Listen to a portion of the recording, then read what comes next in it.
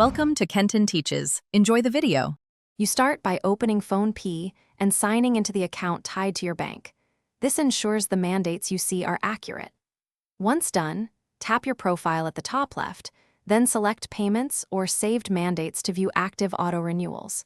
Make sure you have your phone's OTP reception enabled and remember your UPI PIN, because Phonepe will require confirmation for any mandate change. This gets you immediately into the list of recurring payments, so you can act without delay.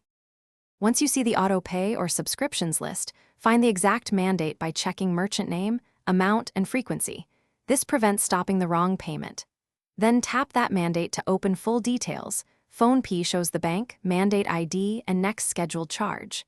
If eligible, select Cancel or Pause. Phonepe will prompt you to confirm with an OTP or your UPI PIN.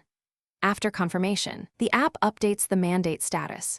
Keep an eye on the confirmation message so you know the change. To finish, confirm Phonepe displays the mandate as canceled or inactive and save any confirmation ID for records.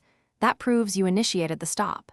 Next, make sure to watch your bank statement through the next billing date to verify no charge occurs.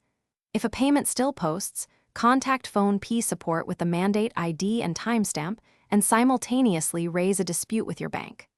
Troubleshooting tip: if cancellation fails, revoke UPI mandate at your bank's app or block the merchant temporarily to prevent further debits. Thanks for watching. Please subscribe if this video was helpful.